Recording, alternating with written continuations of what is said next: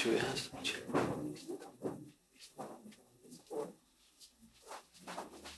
So that goes behind the chair.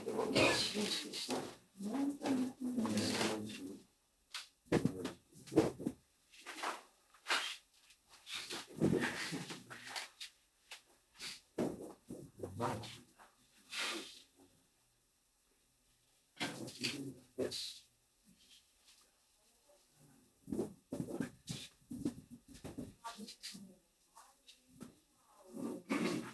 We're good?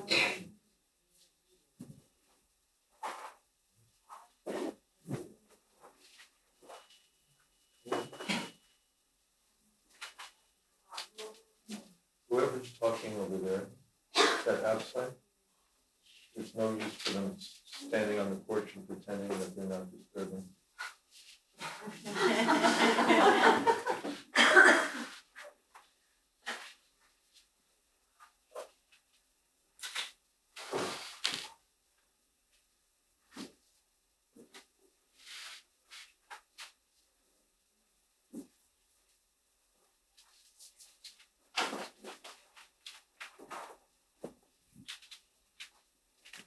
Chapter 62.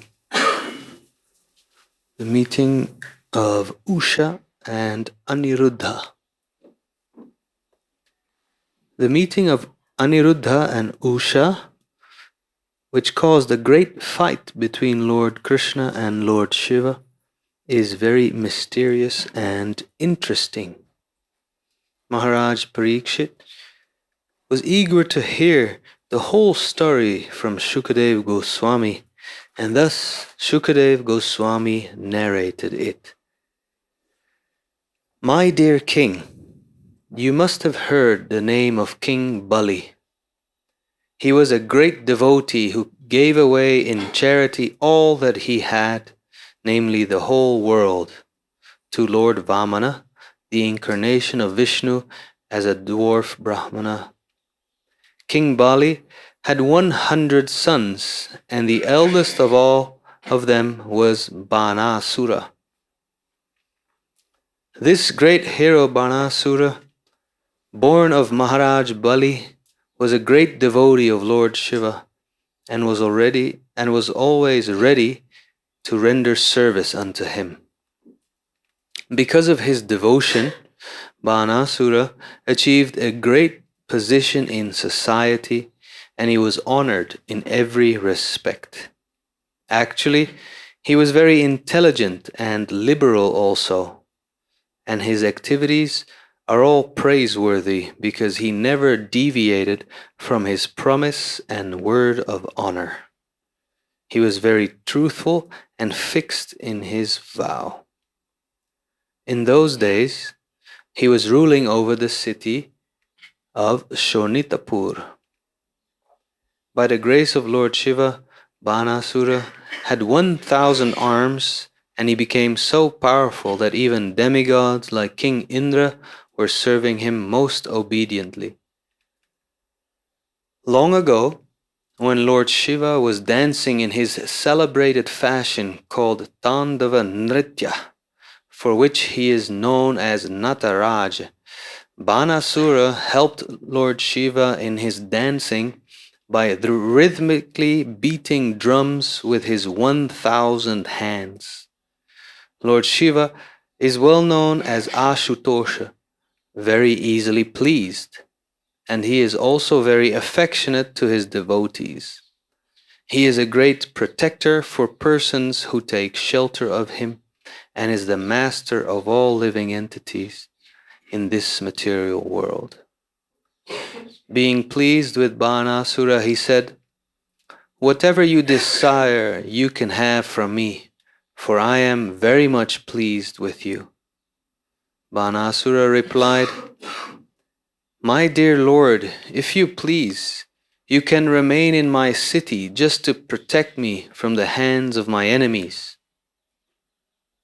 Once upon a time, Banasura came to offer his respects to Lord Shiva.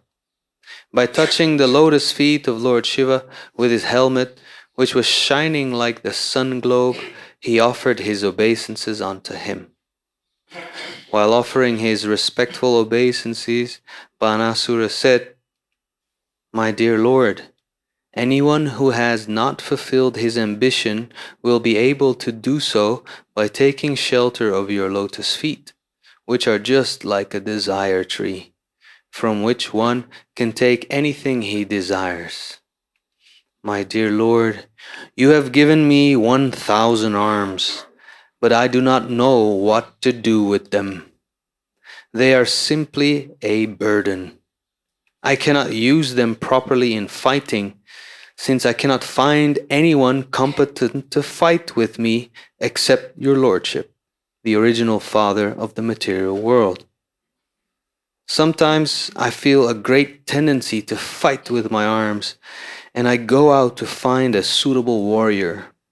Unfortunately, everyone flees, knowing my extraordinary power. Being baffled at not finding a match, I satisfy the itching of my arms by beating them against the mountains. In this way, I tear many great mountains to pieces." Lord Shiva realized that his benediction had become troublesome for Banasura and addressed him. "You rascal! You are very eager to fight, but since you have no one to fight with, you are distressed. Although you think that there is no one in the world to oppose you except me, I say that you will eventually find such a competent person.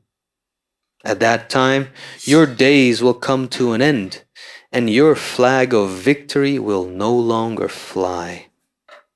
Then you will see your false prestige smashed to pieces." After hearing Lord Shiva's statement, Banasura, who was very much puffed up with his power, became elated that he would meet someone able to smash him to pieces. Banasura then returned home with great pleasure, and he always waited for the day when the suitable fighter would come to cut down his strength. He was such a foolish demon. It appears that foolish, demoniac human beings, when unnecessarily overpowered with material opulences, want to exhibit these opulences, and such foolish people feel satisfaction when these opulences are exhausted. The idea is that they do not know how to expend their energy for right causes, being unaware of the benefit of Krishna consciousness. Actually, there are two classes of men. One is Krishna conscious, the other is non-Krishna conscious. The non-Krishna conscious men are generally devoted to the demigods, whereas the Krishna conscious men are devoted to the Supreme Personality of Godhead. Krishna conscious persons utilize everything for the service of the Lord. The non-Krishna conscious persons utilize everything for sense gratification, and Banasura is a perfect example of such a person. For his own satisfaction, he was very eager to utilize his extraordinary power to fight. Not finding any combatant, he struck his powerful arms against the mountains, breaking them to pieces. In contrast to this, Arjuna also possessed extraordinary powers for fighting, but he utilized them only for Krishna. Banasura had a very beautiful daughter whose name was Usha. When she had attained the age of marriage and was sleeping amongst her many girlfriends, she dreamt one night that Aniruddha was by her side and that she was enjoying a conjugal relationship with him, although she had never actually seen him or heard of him before. She awoke from her dream, exclaiming very loudly, "My dear beloved, where are you?" Being exposed to her friends in this way, she became a little bit ashamed. One of Usha's girlfriends was Chitralekha, who was the daughter of Banasura's prime minister. Chitralekha and Usha were intimate friends, and out of great curiosity, Chitralekha asked, "My dear beautiful princess, as of yet you are not married to any young boy, nor have you seen any boys until now. So I'm surprised that you're exclaiming like this. Who are you searching after? Who is your suitable match?" On hearing Chitralekha's inquiries, Usha replied, "My dear friend, in my dream I saw a nice young man who is very, very beautiful. His complexion is swarthy. His eyes are just like lotus petals, and he is dressed in yellow garments. His arms are very long, and his general bodily features are so pleasing that any young girl would be attracted. I feel much pride in saying that this beautiful young man was kissing me, and I was very much enjoying the nectar of his kissing. But I am sorry to inform you that just after this he disappeared, and I have been thrown into the whirlpool of disappointment. My dear friend, I am very anxious to find this wonderful young man, the desired lord of my heart."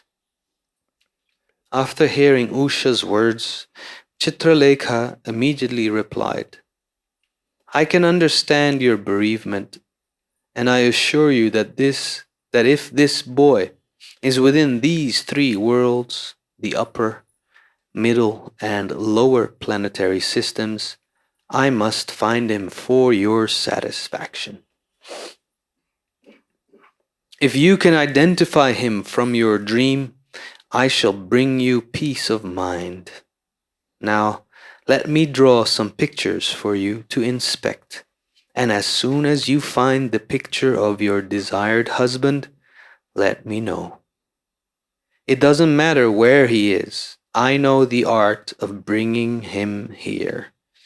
So as soon as you identify him, I shall immediately arrange for it." Chitralekha, while talking, began to draw many pictures of the demigods inhabiting the higher planetary systems, then pictures of the Gandharvas, Siddhas, Charanas, Panagas, Daityas, Vidyadharas, and Yakshas, as well as many pictures of human beings. The statements of Srimad Bhagavatam and other Vedic literatures prove definitely that on each and every planet there are living entities of different varieties. Therefore, it is foolish to assert that there are no living entities but those on this earth. Chitralekha drew many pictures. Among the human beings she drew were the members of the Vrishni dynasty, including Vasudeva, the father of Krishna, Shurasena, the grandfather of Krishna, Sri Balaramji, Lord Krishna, and many others. When Usha saw the picture of Pradyumna, she became a little bashful. But when she saw the picture of Aniruddha, she became so bashful that she immediately lowered her head and smiled, having found the man she was seeking. She identified the picture to Chitralekha as that of the man who had stolen her heart. Chitralekha was a great mystic yogini, and as soon as Usha identified the picture, Chitralekha could immediately understand that it was of Aniruddha, a grandson of Krishna's, although neither she nor Usha had previously known his name or ever seen him. That very night, she traveled in outer space and within a very short time reached the city of Dwaraka, which was well protected by Lord Krishna. She entered the palace and found Aniruddha sleeping in his bedroom on a very opulent bed. Chitralekha, by her mystic power, immediately brought Aniruddha in that sleeping condition to the city of Shonitapur so that Usha might see her desired husband. Usha immediately bloomed in happiness and began to enjoy the company of Aniruddha with great satisfaction. The palace in which Usha and Chitralekha lived was so well fortified that it was impossible for any male to either enter or see inside. Usha and Aniruddha lived together in the palace, and day after day, Usha's love for Aniruddha grew 4 times upon 4. Usha pleased Aniruddha with valuable garments, flower garlands, scents, and incense. By his bedside sitting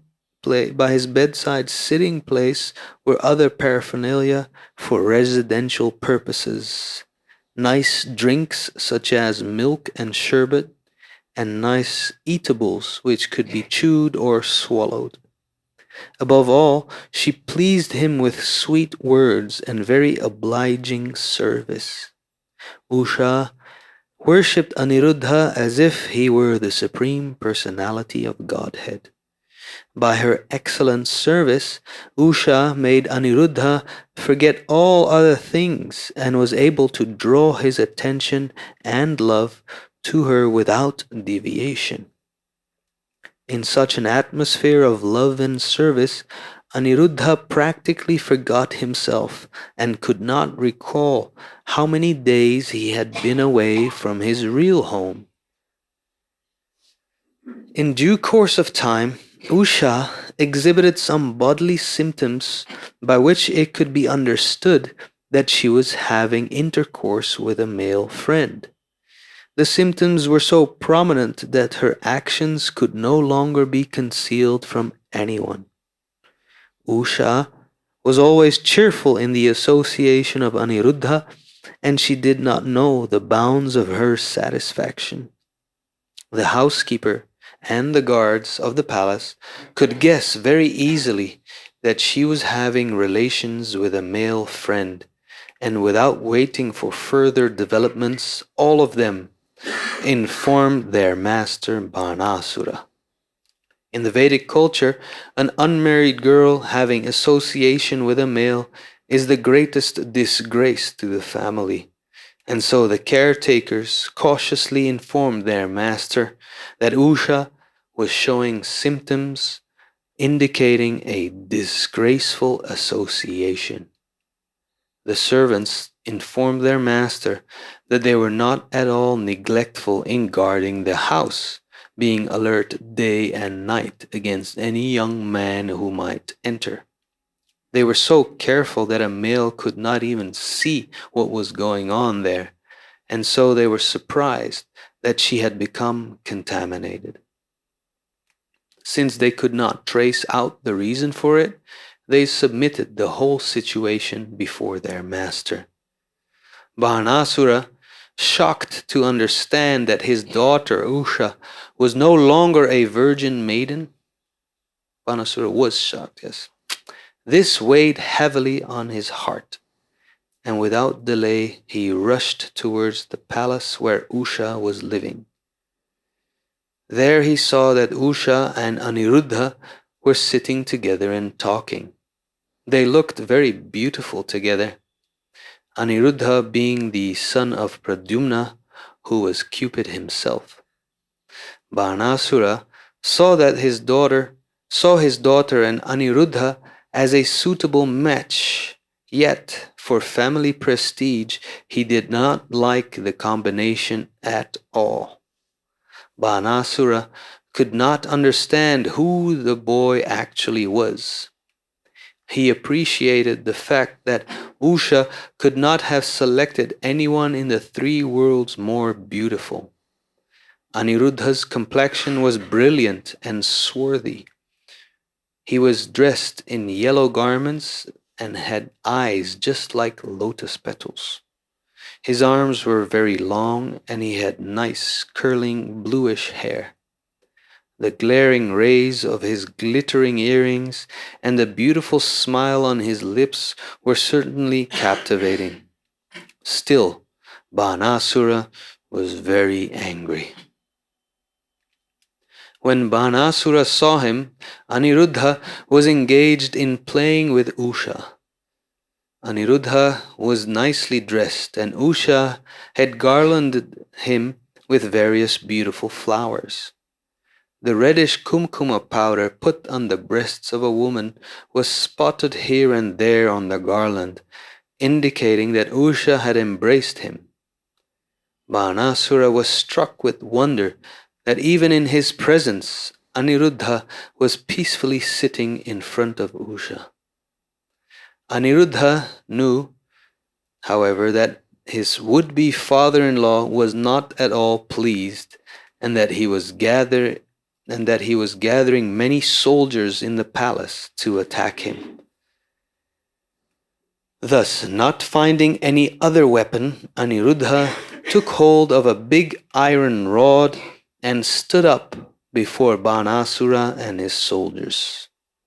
He firmly took a posture indicating that if attacked, he would strike all of the soldiers down to the ground with the iron rod. Banasura and his company of soldiers saw that the boy was standing before them just like the superintendent of death with his inevitable rod. Now, under the order of Banasura, the soldiers from all sides attempted to capture and arrest him. When they dared to come before him, Aniruddha struck them with the rod, breaking their heads, legs, arms, and thighs, and one after another they fell to the ground. He killed them just as the leader of a pack of boars kills barking dogs one after another. In this way, Aniruddha was able to escape the palace.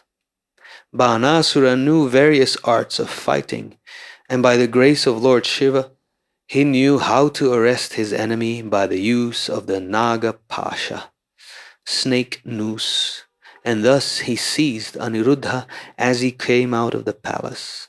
When Usha received the news that her father had arrested Aniruddha, she was overwhelmed with grief and confusion. Tears glided down from her eyes, and being unable to check herself, she began to cry very loudly. Thus ends the Bhakti-Vedanta purport of the 62nd chapter of Krishna, the meeting of Usha and Aniruddha. Thank you very much.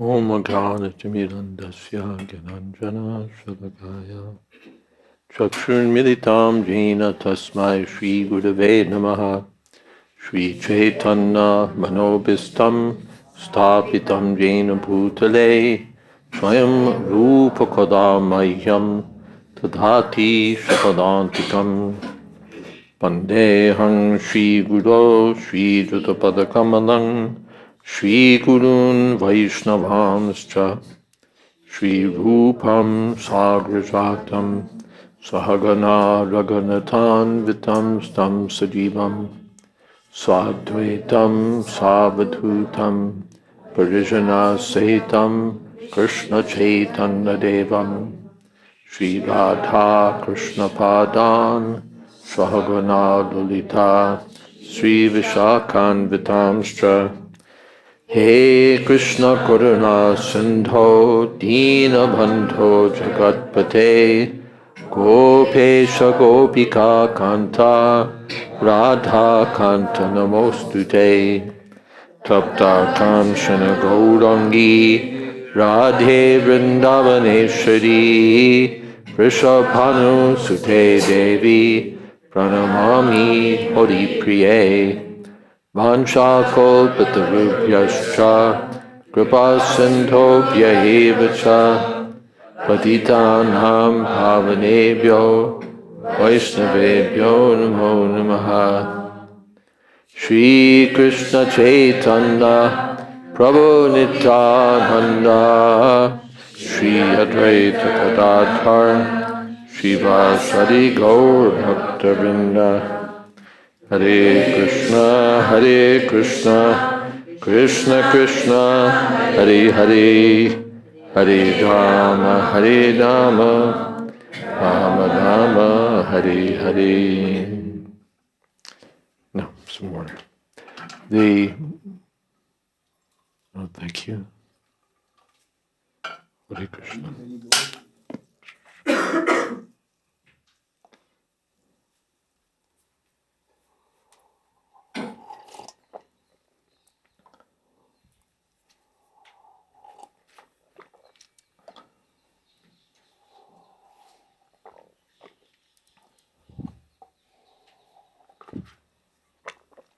Thank you.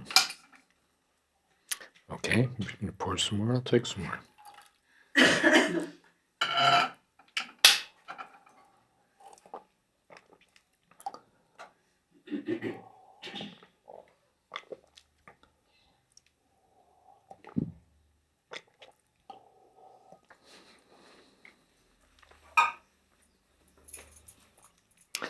So this chapter is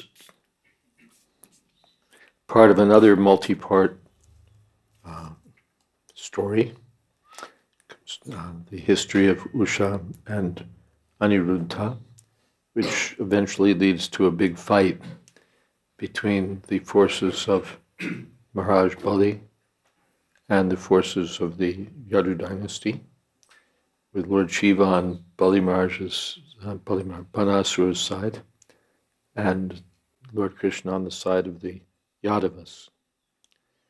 The Banasura, even the demons have their good qualities. He never deviated from his promise and his word of honor. I found that noteworthy. The demon had 1,000 arms, so he was very powerful, but he was frustrated because he had no opponents. As soon as the prospective opponent saw that he was coming, the opponent would run off because Banasura was so powerful. But Lord Shiva said, "Don't worry, someone will come and smash you." And then the demon was happy. Yes, someone will come and smash you.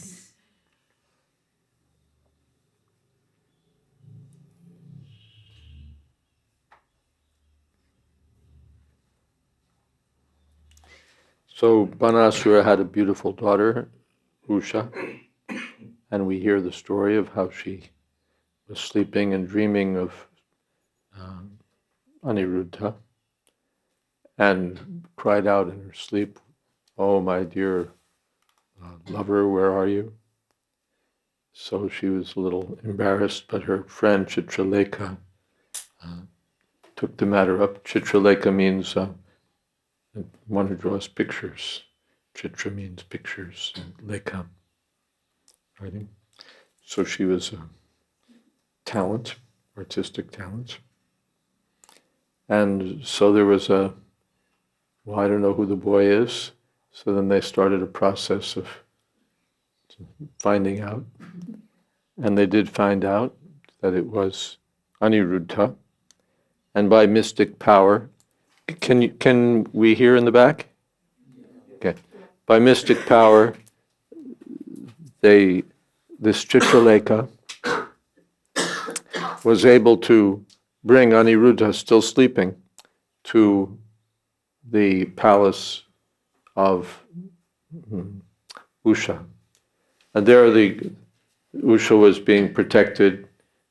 There were guards and so on, so that no boys could get to her. This was not the college dormitory of today.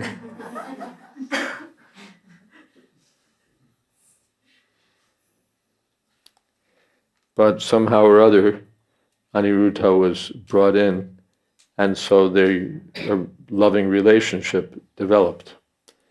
the Usha drew Aniruddha's love by affectionate service. Therefore, accepting service is very dangerous. The brahmacharis are warned about accepting service from young women, because when you accept service, then you have to reciprocate. And that's the beginning of the end.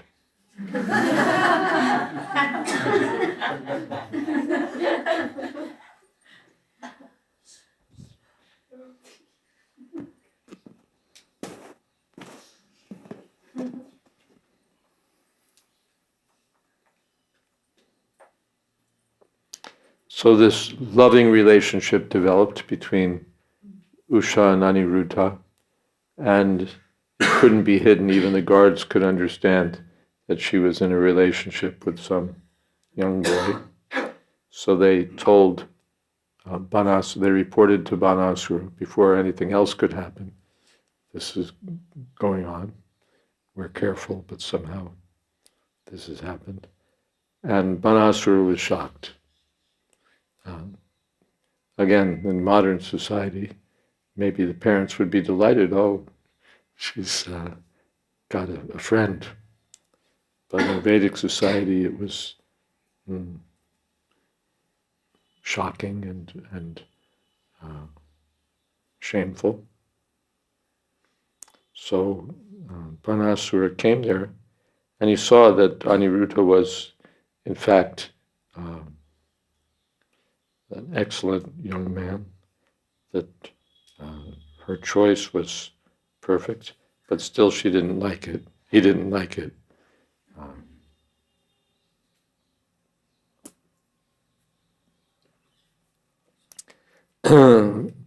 So Aniruddha could understand that Banasura was gathering his forces to attack him. So he picked up an iron bar and firmly took hold of it in such a way as to signal that, come on, take me on, I'm ready for you.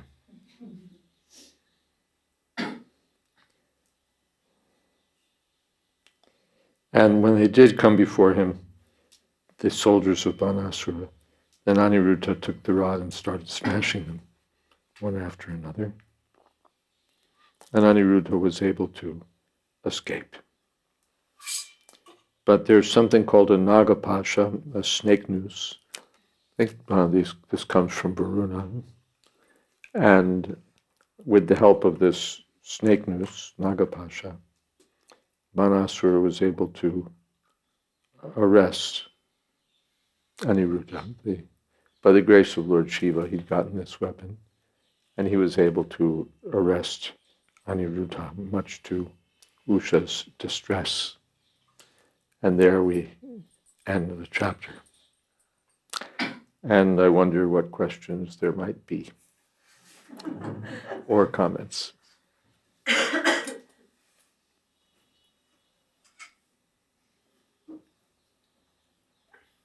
Yes.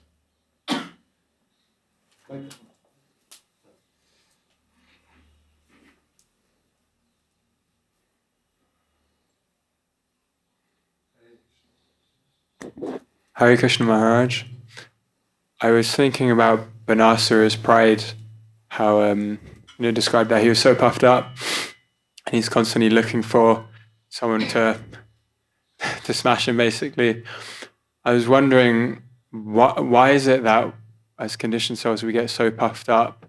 Why is it's so difficult to overcome? How do we overcome it? And is it necessary to get smashed in order to be humbled?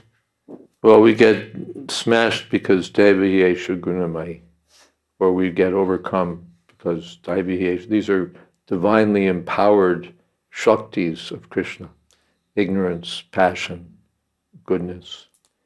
The passion is especially prominent in overwhelming the conditioned souls with dreams of sense gratification and power and opulence and so And as far as getting free from it, mame prapadyante mayame tam tarantite. The only real way to get free is to surrender to Krishna. Then Krishna frees one from the clutches of material existence. So for us that means Hare Nam Anukirtanam, chanting Hare Krishna and serving under proper direction. Is that okay?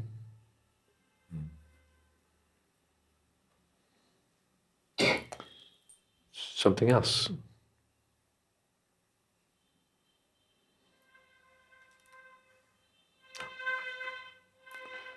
Okay. Yeah, sure.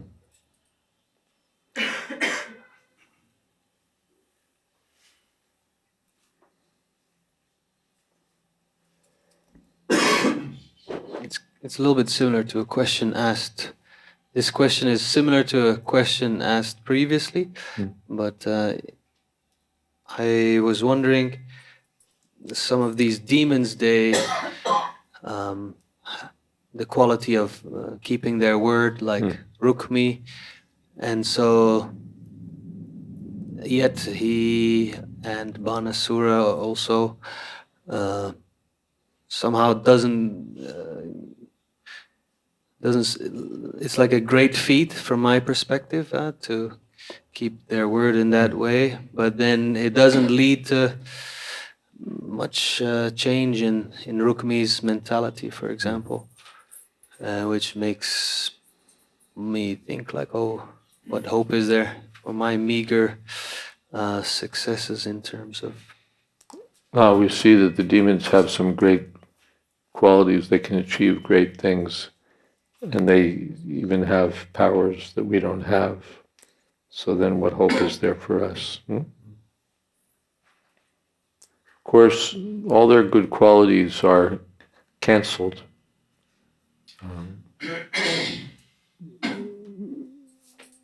Mogasha, moga karmano, moga jnana vichetasa, rakshasim asurim chaiva, prakritim mohinim shritaha. Because ultimately they're taking shelter of the bewildering external energy. Everything that they have their hearts set on, moghasha, will be smashed. Moga karmano, all their good work will be defeated. Moga jnana, all their cultivation of knowledge will be frustrated. Because vichetasa, they've turned their faces away from Krishna. Rakshasim asrim chaiva, they're demons and rakshasas. So, although it may appear that they're so qualified, Harava bhaktasya kato mahatena manoratena asati tavatomi, Bhagavatam says. What is that? Harava bhaktasya kato mahatena. Yes, yasti bhakti bhagavati. A person who's not engaged in the devotional service of the Lord ultimately has no good qualities. Their good qualities are only apparent or superficial. My example is not shastric, or not repeated from Prabhupada, but anyway, every now and then.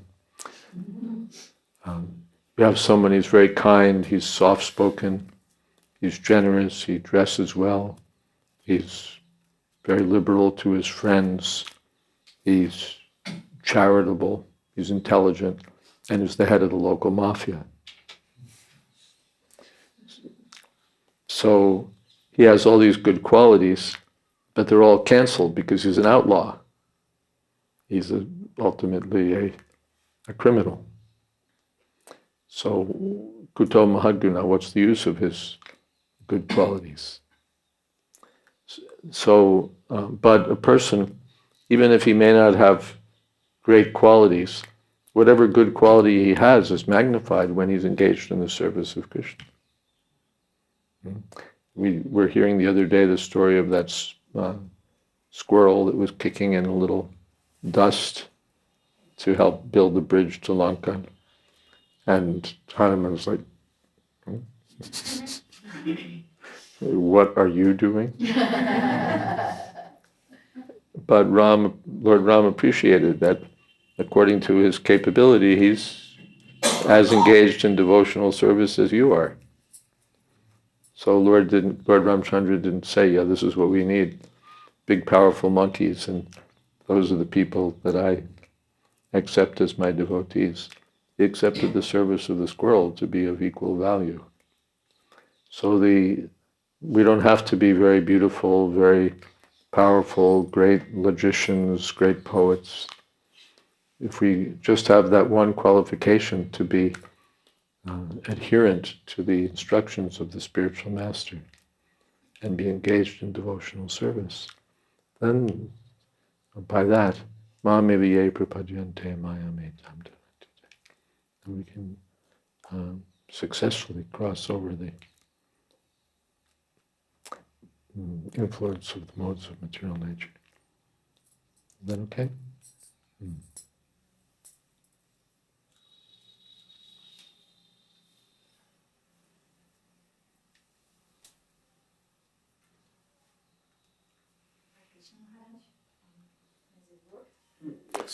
You have to switch it on.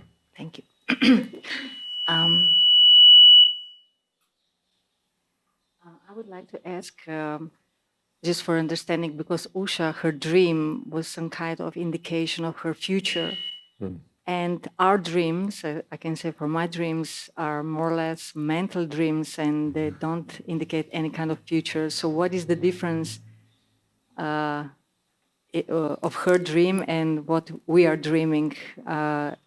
Does my dream also can indicate my future? Can it be dreams something which I can relate on, in a sense, on what I can be see in the future, if I can say like Well, that? dreams are a mixed bag. Can you say again? I'm sorry. Dreams are what we call in America a mixed bag, which means they have inconsistent value. A lot of dreams are just nonsense. It's just crazy. They have they make no sense, and they're just wild. And they're formed of mental concoction. Prabhupada gave the example, you see gold, you see a mountain, so you see a golden mountain in your dreams. So we see all sorts of things based upon impressions upon impressions upon impressions gathered by the mind over lifetimes and lifetimes and lifetimes, and all stirred up by different modes of material nature and different illusions. So this comes out in dreams, which can be just of no real value. But sometimes there are dreams that are of value. And, well, before we get to, like Prabhupada was dreaming that his spiritual master was calling him to take sannyas. And sometimes there'll be dreams of great spiritual significance. The trick, of course, is distinguishing between those and the nonsense dreams. Because if we just rely on our nonsense dreams and think that they're divinely inspired, we can go way off course. So when the dreams are consistent with the Shastra and the words of the spiritual master, when they're approved or, yes, by knowledgeable devotees, then we think, oh, this dream is something. Yes. In the material world, there's the parapsychologists also have devoted a lot of attention to dreams. It appears that there are what they call precognitive dreams, in which people visualize or get information about something that's going to happen in the future. There's some impressive cases of precognitive dreams. But again, it's a mixed bag. Does that answer your question? Yes, thank you.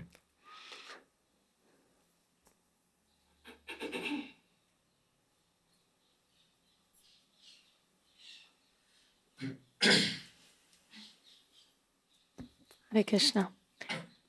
Sometimes also, while I'm thinking of it, people dream of things that they don't even understand or wouldn't know about, but their content is independently confirmed from elsewhere.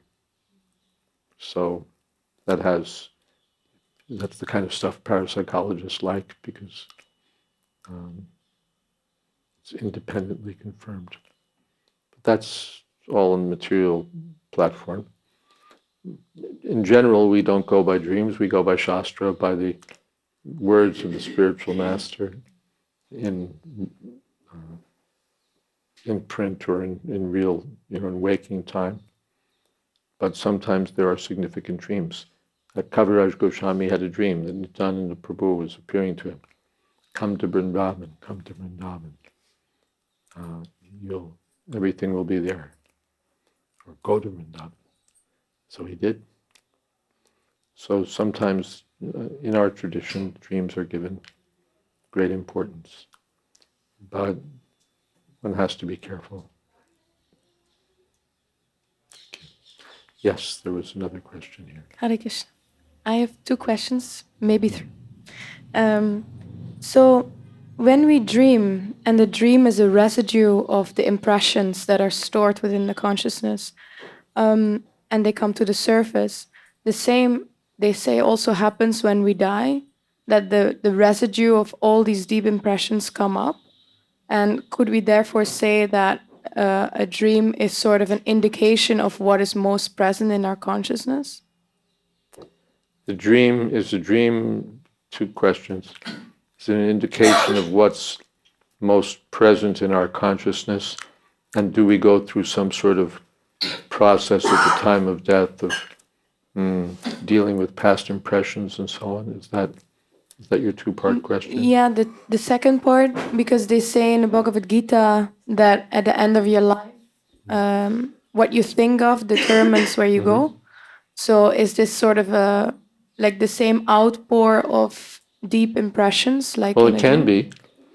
What you think of at the time of death is generally what you've thought of during your life.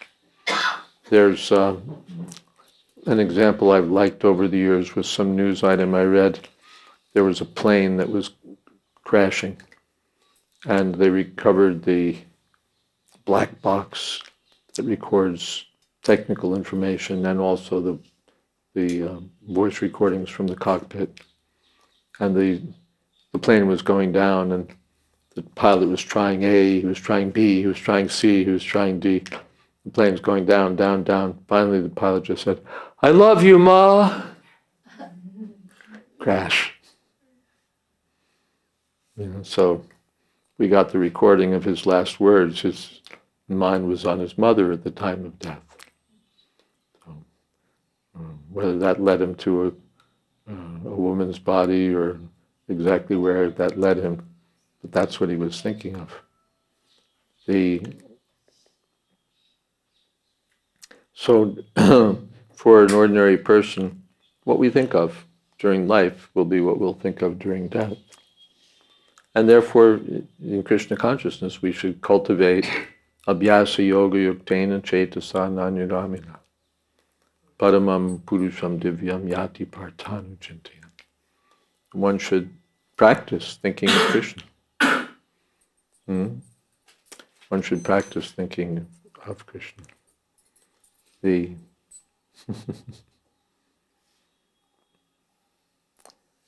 Yes. Anuchintayan. On and on thinking of Krishna. Most of the pictures you know. On and on thinking of Krishna. Mold our life in such a way that we'll think of Krishna, so at the time of death we'll think of Krishna. We have the powerful way to do that by chanting Hare Krishna, by hearing the message of Krishna. And what is that? Cetasa nanyugamina. We should try to avoid investing our consciousness in this and this and this and this. Otherwise we may think of this and this and this and this at the time of death, instead of thinking of Krishna. So we should be serious about it. So if we dream about spiritual elements, that's a good sign then? Yes. Yeah. Prabhupada gave the example that he had, I think, an uncle the family who was in the cloth business, and even in his sleep, he would be like quoting cloth prices.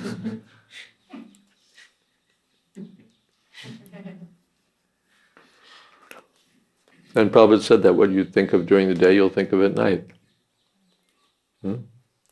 So, in this way, Prabhupada said one can be Krishna conscious 24 hours a day. I remember one time I was staying in the Brahmacharya ashram in our older Brooklyn temple, back in the days when everyone was sleeping on sleeping bags in one big room. And I got up in the middle of the night and you could hear coming from the different sleeping bags, Hare Krishna, Hare Krishna, Krishna, Krishna, Krishna, Krishna. Yeah, it's good. Something else.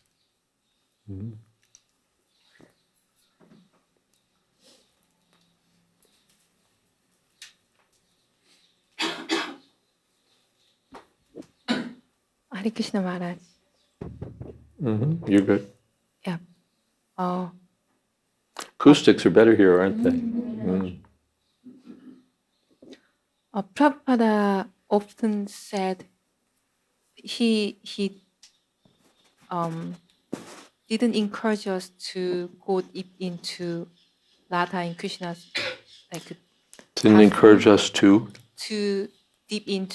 go deep into Radha and Krishna's pastime. But also he said things like, if you read Krishna book, it will help you diminish sex desire. But also in this chapter, there's a description of man and woman relationship. So these pieces seem contradictory. A little to me. contradictory. So, it's a funny chapter, isn't it? It's basically a love story. For those who miss their romance novels, we can recommend this chapter of Krishna book. Of course, it's, what would you say, mild by contemporary community standards. It's just, I think the most graphic thing there was a little kissing, like that wouldn't sell today. But, so it's there, but these things are of interest to us because they'll bring us to direct topics of Krishna. If it were just this chapter and then another love story and another love story, another love story, it's like we're in the wrong book. I must have picked up, the binder put the wrong cover on the text or something. But this, we'll find in the next chapter, this is going to directly lead us to pastimes where Krishna is directly involved. So there's, what should we say? So there'll be no ill effect for us. As far as the pastimes of Radha and Krishna and gopis and so on, there also we find what appear to be romantic feelings. I could take some more water. And these are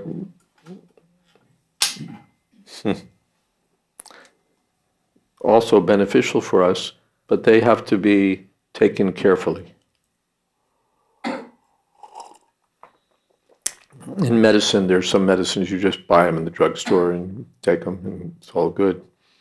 But then there are prescription medicines, and you can't get the medicine without a prescription because it has to be taken carefully. It's not just something you say, well, I think 5 or 10 of these would be good. The doctor says, no, you take this and this schedule, and we'll try it for 3 weeks and see what the result may be, and so on. So these topics of Radha and Krishna and the gopis, these are meant to be taken carefully under the proper direction, so they'll give the proper action. Medicine taken under the right prescription will be very beneficial. Without proper guidance, we may take the same medicine and find ourselves in serious problems.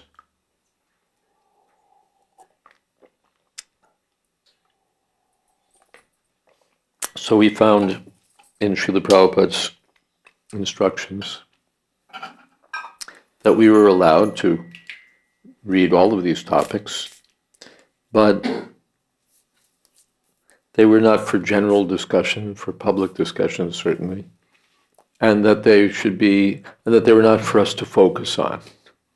There was one group of devotees in Los Angeles, perhaps you've heard by now, back in Prabhupada's time, who thought that they read in Prabhupada's books that one should just focus one's mind on the pastimes of Radha and Krishna, not allow anything else to enter the mind and so on.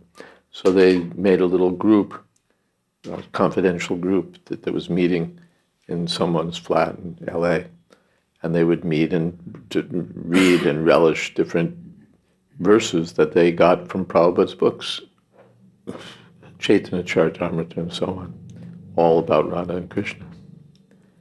And when Prabhupada found out about this, he was much disturbed and displeased. And they called for them, they gave their explanation. But Prabhupada was not at all happy with it. Not that this is not our process, just to, what should we say, go for the essence of the essence of the essence. Prabhupada's given us the right formula. Start with Bhagavad-Gita, first canto, second canto, third canto. Read all of these topics systematically, and don't just try to focus on Radha and Krishna. We should hear about Dhruva Maharaj, hear about Prahlad Maharaj, hear about Lord Brahma and the creation, hear about all of these topics. And that will purify our hearts so that we become eligible to hear about Radha and Krishna and get the full benefit. Prabhupada had a dream, by the way, and speaking of dreams, in his last weeks he had a dream here in Vrindavan that there was a Kaviraj, an Ayurvedic doctor with big Ramanuja tilak, who was making a medicine called Makaradwaj. This Makaradwaj is, there are pages and pages of Ayurvedic verses praising the benefits of Makaradwaj. It's a super great medicine. So Prabhupada had this dream and he was thinking that this would be good, I should take this medicine prepared by an Ayurvedic, by a Kaviraj with Ramanuja tilak. And so devotees began looking for such a Kaviraj. And they actually found one in Calcutta. What was his name? Banumali Kaviraj. Not Banumali Kaviraj. Banumali Kaviraj is here in Vrindavan. His name escapes me at the moment. He was in Calcutta. I'll remember some other time. Probably right after the meeting, I'll remember. Anyway, he agreed to come, and he was Prabhupada's last doctor, and he was really quite excellent. His diagnosis, his medicine, everything. But he explained that this Makaradwaj is, in fact, a very powerful and useful medicine, but that Prabhupada in his present condition couldn't take it, that he didn't have the strength that would be needed to digest and assimilate this powerful medicine. So he said, first we have to build up your strength, and then we can give you the Makaradwaj. So this is how it is. We go on the internet and we've got the solution to everything, but it's not like that. Especially in spiritual life, it's not that we just start cruising through the books and start going for the good stuff. But one should be guided by the bona fide spiritual master, and then one will get the right medicine and the right dosage at the right time, and gradually come to the point where he'll genuinely be able to relish the pastimes of Radha Krishna.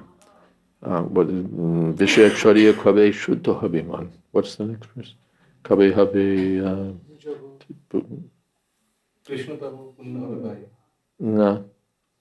Vishaya Chariya Kabe Shuddha Habiman. Kabe Ham. Ha. Kabe Ham Hira Bushi Vrindavan. When will my mind be pure? Gauranga Gauranga Palita Habe Pulaka Shuri. Vishaya Chariya Kabe Shuddha. When will I give up sense gratification? This excessive sense gratification. Vishaya Chariya Kabe Shuddha Habiman. Then my mind will be pure. Then I'll be able to understand Vrindavan. Vrindavan means Vrindavan, Radha Krishna, everything. I'll be able to understand it, Shuddha Habiman, when my mind will be pure. Otherwise, those with impure minds will think this is something, they'll think it's something like their own dealings, or they'll think that their own dealings are something like this. So then it won't act favorably. So again, we take the medicine under proper direction, and then it will act wonderfully, but under proper direction. Yes.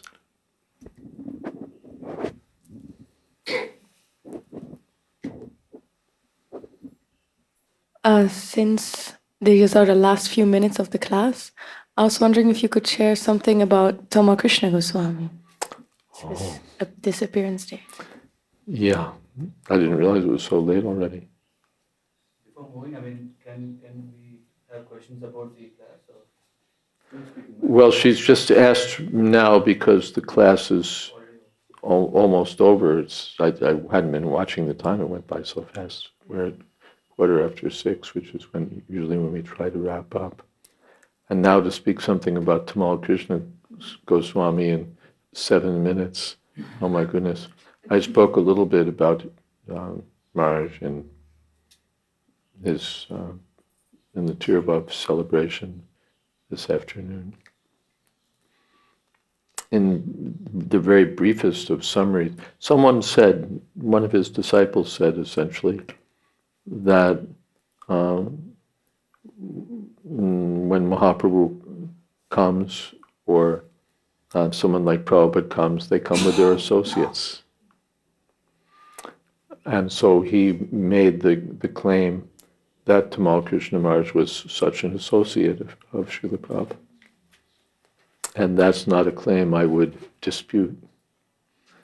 That one way or another, by Krishna's arrangement, Tamal Krishna Maharaj was, what would you say, the man on the scene to assist Srila Prabhupada in so many of his important desires, and so many of the things that Prabhupada desired to accomplish. He took the service of Tamal Krishna Maharaj to accomplish them. He was exceedingly capable and exceedingly devoted. He had that combination of devotion to Prabhupada and loyalty to Prabhupada, and desire to satisfy Srila Prabhupada, along with capability to get things done. And we all like people who can get things done. Nice to have people who, oh Maharaj, I love you so much, and you inspire me so much, and you're such a great devotee, and blah, blah, blah, blah, blah, blah. Yeah, but, and can I do any service for you? No, you don't know how to do anything.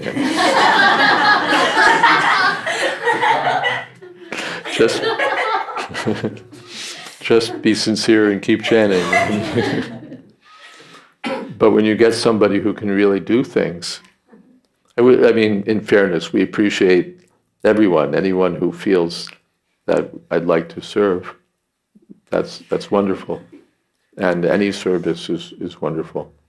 But then, when you get someone who can really help you do the things that you most want to do. That's extraordinary. So Prabhupada got that in the form of Tamal Krishna Goswami.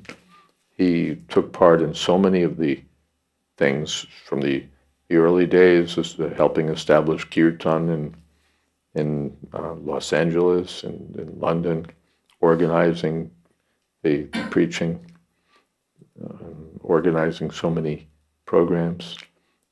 Later, helping Prabhupada establish Krishna consciousness here in India in the roughest days, the early days, and later helping in the fight in Bombay, helping in so many different activities here in India. And something else I was thinking, the book distribution, organizing the book distribution in America and in Europe also. Huge book distribution with this Radha Damodar party, making so many devotees, brahmacharis and devotees everywhere. And later preaching in China, acquiring the land in Mayapur. So there are so many different things in which Tamal Krishna Maharaj assisted Prabhupada. And then in Prabhupada's final days here in Vrindavan, taking care of Srila Prabhupada was not easy, and assisting Prabhupada in the many things that Prabhupada wanted to do, even while he was still here, required a person of intelligence, determination, skill, organizational ability, so many powerful qualities that Tamal Krishna Goswami had. So I wouldn't dispute at all that he was meant to be here to assist Srila Prabhupada personally in Prabhupada's mission. And when you almost can't read the history of Srila Prabhupada without Tamal Krishna Goswami. If you subtract Tamal Krishna Goswami, so many things, you have to rewrite the history or something,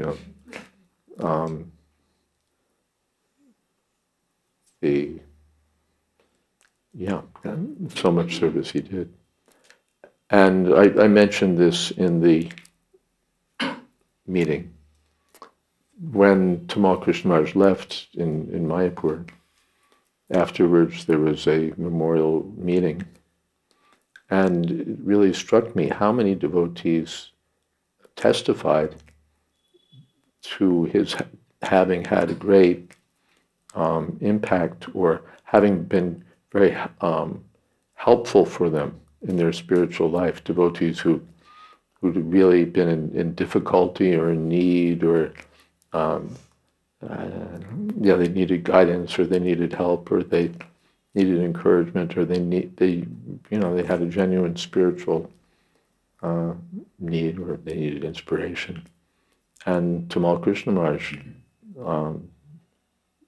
was the person who helped them so much. Many of those devotees, over the years, Tamal Krishna Maharaj would help someone. And these were, some of them were high-profile devotees, and some of them were like, who is this person? What's his name? What's her name? People who, rank-and-file devotees. And you never would have known that they had anything to do with Tamal Krishna Goswami. They weren't on the Radha Damodar party. They weren't in his circle of close associates. They weren't his disciples. But then they spoke up about how Tamal Krishna Goswami had helped them so much in their spiritual life. Take an active interest in helping them. So I found that he wasn't just a big man, but he cared about these devotees also, and did his best to help them. There are many sweet qualities of Tamal Krishna also that came out in his later years, particularly, and devotees remember those times, including very wonderful meetings. He just, in his last visit last visit in Mayapur, he organized kirtan every evening in his room, and he provided the venue, and he, I think, chose the kirtan leaders, Shivaram Maharaj, Niranjan Maharaj, various kirtan leaders, and he arranged a little prasadam at the end for everyone. But otherwise, he was just, in with the devotees in the kirtan party, not sitting up front and directing this and that, just in the kirtan. And various devotees have testified to how life-changing even those kirtans were for them.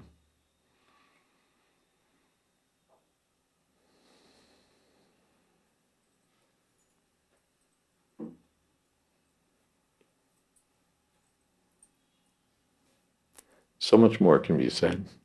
He's very colorful devotee also, and very exacting in what he expected for those who were his disciples or associates.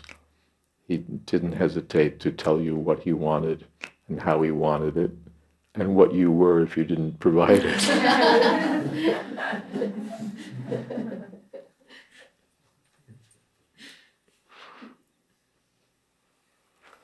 Which is good.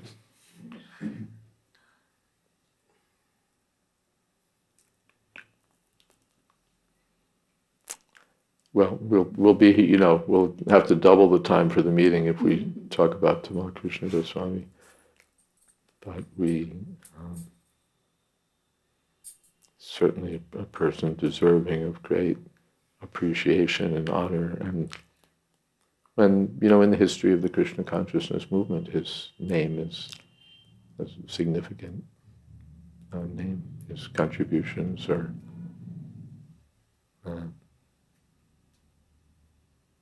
of great historic significance. He also wrote several books that are valuable books. His Servant of the Servant book is a very fine memoir of his time with Srila Prabhupada.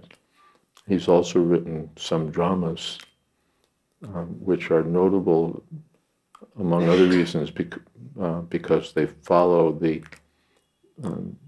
conventions of Sanskrit dramaturgy. That is to say, there are rules. You can't just write from your inspiration. There are certain ways that you open a scene. There are certain elements that a drama has to have. They have to be in a certain order. Certain characters have to be there acting in certain ways. There's, it's not like Prabhupada said, your Western poetry said one line 2 inches long, next line 10 miles long. There are rules. So there are rules in writing drama. And Tamal Krishna Maharaj has written one drama about Lord Jagannath, another drama about Prabhupada's disappearance pastimes that follow the rules and also are wonderful to read. I saw a staging also of the Jagannath drama that was very wonderful. So he's written some other books also. His final thesis for his doctorate, which he left before he could complete, has also been published.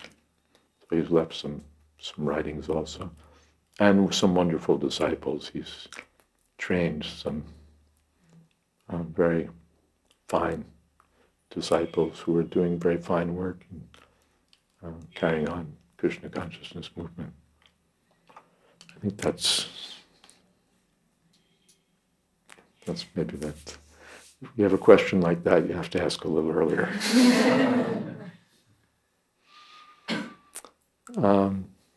Okay. So we'll stop here. Well, we don't have to go offline, just the update about Kadamakananda Maharaj is that nothing very different today. I didn't see that his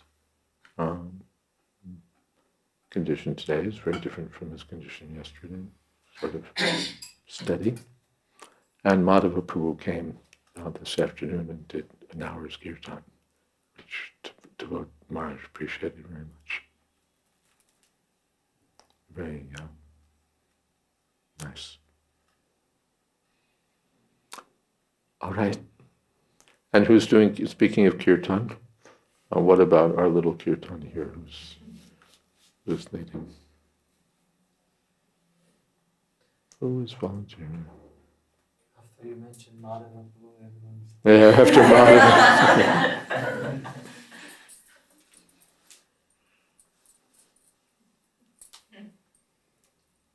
Otherwise, I can...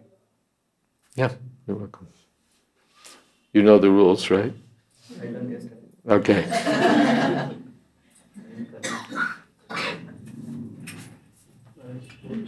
Krishnadas Babaji Maharaj, What about Krishnadas Babaji Maharaj? that Ayurvedic doctor. Krishnadas Babaji Maharaj, he's Prabhupada's godbrother. Makanda. That Krishnadas Babaji Maharaj is Prabhupada's godbrother, nothing to do with Ayurveda. I have it on the tip of my tongue, but I can't remember it right now. I'll remember it later.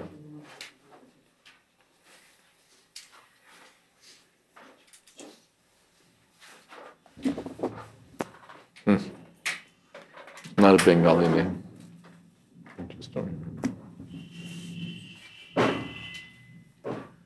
Namam Vishnu Padaya Krishna Prasthaya Bhutale Srimate Bhakti-Vedanta Swaminiti Namane Namaste Saraswati Deve Gauravani Pracharine Nirvishesha Sunyavadi Paschatya Desatarine Jaya Shri Krishna Chaitanya Prabhu Nityananda Shri Advaita Gadadhara Shivasadi Gaura Bhakta Vrinda Hare Krishna Krishna Krishna Hare Hare Hare Rama Rama Rama Hare Hare Hare Krishna Krishna Krishna Hare Hare Hare Rama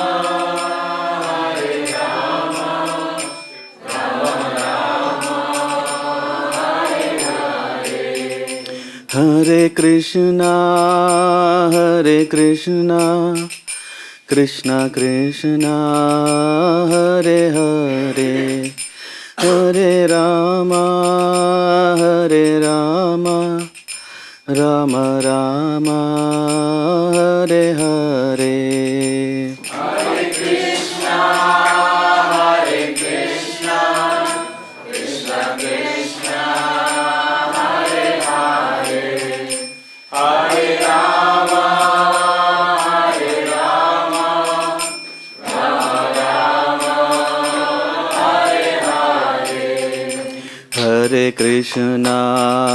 Hare Krishna Krishna Krishna Hare Hare Hare Rama Rama Rama Hare Hare Hare Krishna Krishna Krishna Hare Hare Hare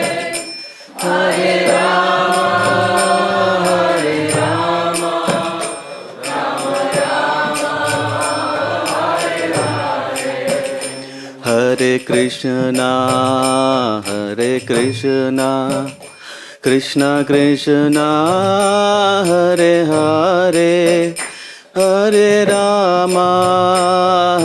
Rama Rama Rama Hare Hare Hare Krishna Krishna Krishna Hare Hare Hare Rama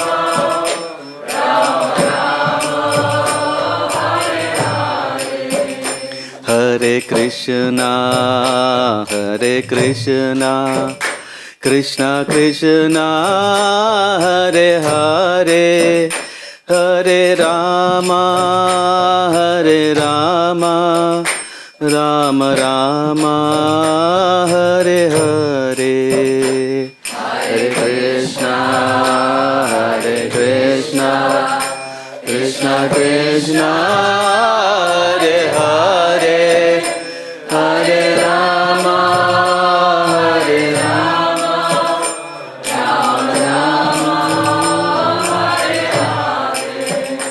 Hare Krishna, Hare Krishna, Krishna Krishna, Hare Hare, Hare Rama, Hare Rama, Rama Rama, Hare Hare. Hare Krishna, Hare Krishna, Krishna Krishna, Hare Hare, Hare Rama, Hare Rama, Rama Rama, Hare Hare. Hare Krishna, Hare Krishna, Krishna Krishna, Hare Hare, Hare Rama, Hare Rama, Rama Rama, Hare Hare.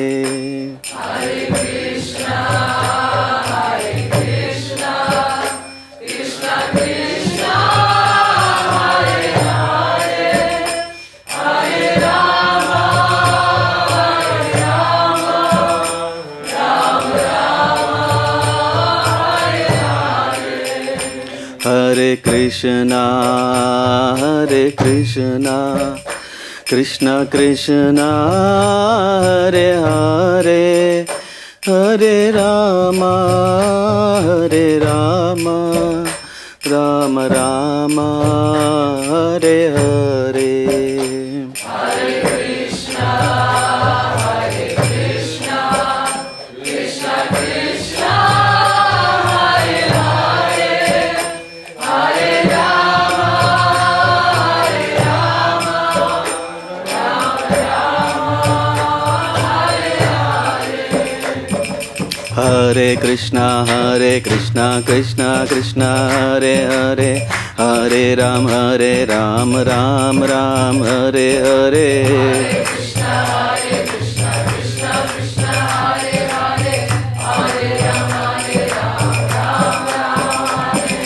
Hare Krishna, Krishna Krishna, Hare Hare, Hare Ram, Ram Ram, Hare Hare. Hare Krishna, Krishna Krishna, Hare Hare, Hare Ram, Ram Ram, Hare Krishna, Krishna Krishna, Hare Hare, Hare Ram, Ram Ram, Hare Hare. Hare Krishna, Krishna Krishna, Hare Hare, Hare Ram, Ram Ram, Hare Hare.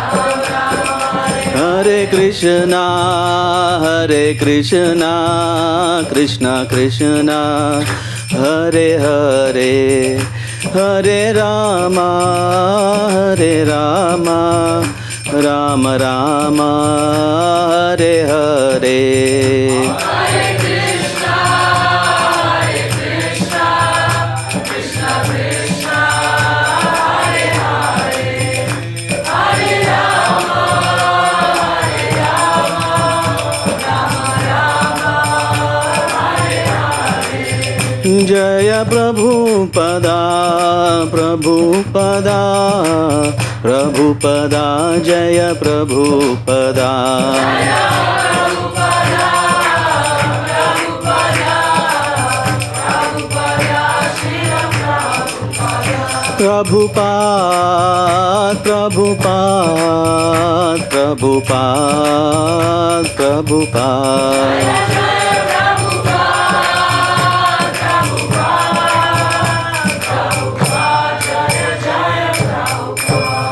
His Divine Grace EAC Bhaktivedanta Swami Srila Prabhupada ki. His Holiness Jayadvata Maharaj ki jai. Samaveta Bhakta Vrinda ki jai. Gaur Premanande. Thank you all very much. We'll meet here again till whenever. When we're switching again, we'll let you know. And be sure to get some prasad on your way out. And we still have some award-winning books for those who don't yet have them. Hare Krishna.